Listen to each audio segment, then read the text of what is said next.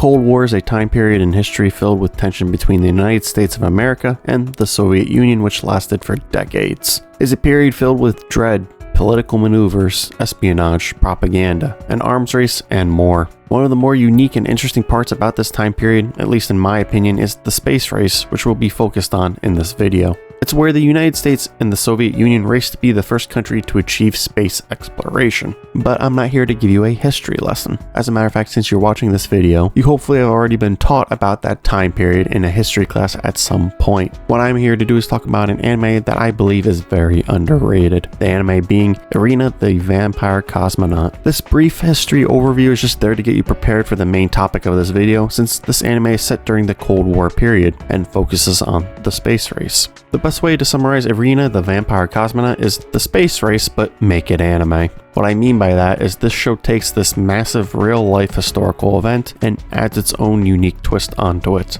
The twist being the existence of vampires in an alternate historical setting and a vampire being used for space exploration. If you enjoy stories that take historical events and apply their own unique twist on them, then you'll really enjoy this show because of the parallels to real-life events. Irina the Vampire Cosmonaut is a historical anime that takes place during the Cold War and is set in the alternate equivalent of the Soviet Union, a country called the Federal Republic of Zernitra. Thus far, Zernitra is ahead in the space race, having already sent a dog into space, but their next plan is to be the first country to successfully send a human into the cosmos. Dogs are biologically different compared to humans, which could potentially pose different risks. So the solution? Experiment on a vampire, since they are biologically similar to humans, but aren't viewed as equals, being both loathed and feared by everyone, and are easily disposable, posing less of a risk overall. As I said within the anime, Irina the Vampire Cosmonaut is a story of a courageous boy and girl who dared to risk their lives for a love of space. One being a vampire girl named Irina, and the other a human man named Lev. Lev, a former top candidate who was recently demoted to a reserve cosmonaut, is tasked with the top secret Nosferatu project to train Irina for the next 2 months in preparation for her space launch. Despite constant discrimination, being hated by others, and oftentimes being pushed beyond her limits, Irina never backs down from her goal. As time progresses, these two cosmonauts slowly begin to bond over their hard nightly training regimen, as well as over their love of space. Lev slowly begins to see Irina differently from everyone else, not as a vampire, but as an equal human being. Irina also changes thanks to Lev's kindness and love as the two grow close to one another, falling in love with each other. To wrap up the rest of the story, after the extensive training and trials, Irina becomes the first cosmonaut in space, and Lev follows in her footsteps, becoming the second person, or the first human, to successfully reach space. Due to vampire discrimination, Lev was propped up by Zernitra to be the first in history, but ultimately denies the recognition he doesn't deserve, since he knows Irina rightfully does.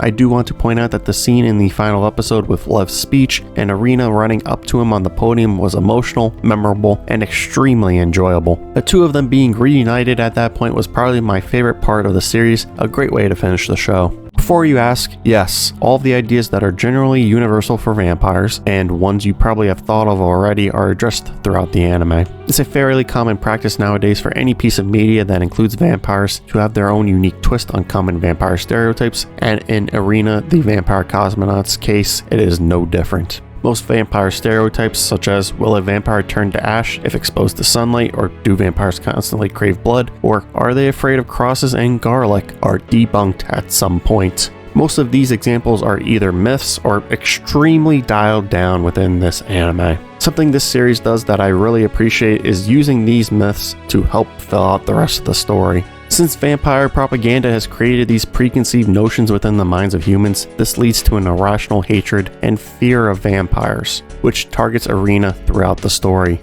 And since she has had a rough life watching her parents be killed by humans and being hated and treated like garbage herself, she presents this same hatred back at humans, which fuels this never-ending loop of hatred. For this project, Irina is seen as an easily disposable test subject, N44, whose only purpose is for the safety of humans. Besides Lev and a researcher named Anya, nobody cares if she lives or dies, just as long as she completes her mission. Then she will most likely be disposed of, no longer being deemed useful. This gives the viewer somebody to cheer for, hoping that Irina proves everyone wrong and somehow finds a way to stay alive. There are plenty of things to love about Irina the Vampire Cosmonaut, things that showcase that this series is more than just a basic retelling of the space race with a small twist added on. First, it possesses an overall tone that matches the time period this takes place in. It's a time period filled with turmoil. The erasure of records and dissenters was very common. Truths are twisted into lies and lies into the truth. All of these things were not only showcased within the anime, being historically accurate, but the atmosphere of the show matched how many people within the country felt.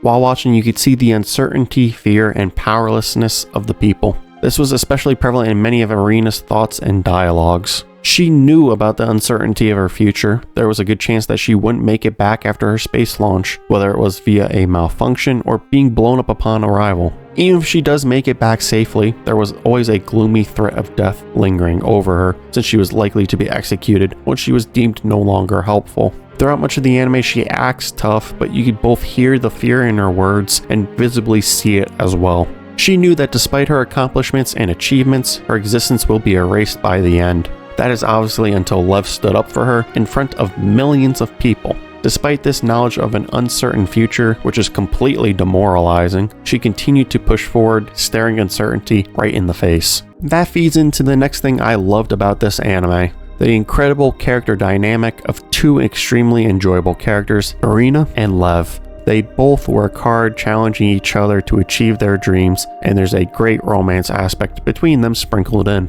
You find yourself easily rooting for both of them as they open up to each other. Seeing the character development of Lev and Irina growing together and giving their all is inspiring to watch. They help bring the best out of one another, not only as cosmonauts, but as people too. I've already talked plenty about Irina to this point, so I really quickly want to talk about good guy Lev, the guy who stands up for what he thinks is right, not being afraid to speak his mind in a time that's dangerous to do so. While everyone was busy treating Irina like garbage, not caring about her survival and treating her as a tool, Lev tried his hardest to defend her, making sure that she had the best possible chance to make it back alive. Even when he's about to go into space himself, the biggest thing he is worried about is not his own safety, but is Irina. While Lev's up in space, he decides to share the view from Irina's eyes, describing it exactly like she did. And then in the end, he acknowledges that Irina is the true first cosmonaut in front of millions of people. Lev helps to melt Irina's heart, changing her opinion on humans, while he also helps to change the general human opinion of vampires as well, starting his own revolution in the process. Not only that, but Lev consistently helps Irina to relax throughout the show when she seems most tense and in need of it. Whether it's by giving Irina her favorite drink, lemon soda water, or taking her to a bar to relax her nerves, or just by reassuring her, telling her that everything will be okay. He gave her an opportunity to have a relatively normal life and let her experience things she never did before. All of what I just said helps to build upon the romance as you see why these two people fall in love with each other. Irina the Vampire Cosmonaut is a simple, heartwarming story that is executed very well. Yes, the animation isn't the greatest at times, but it's not bad overall. The visuals, however, at times are gorgeous. I give Irina the Vampire Cosmonaut an 8 out of 10. Will you enjoy it as much as I have? Perhaps not, but overall at the very least it should entertain you for its duration. If you have not already, please go check it out for yourself. Thanks for watching, don't forget to like, comment, and subscribe, and I'll see you guys in the next video.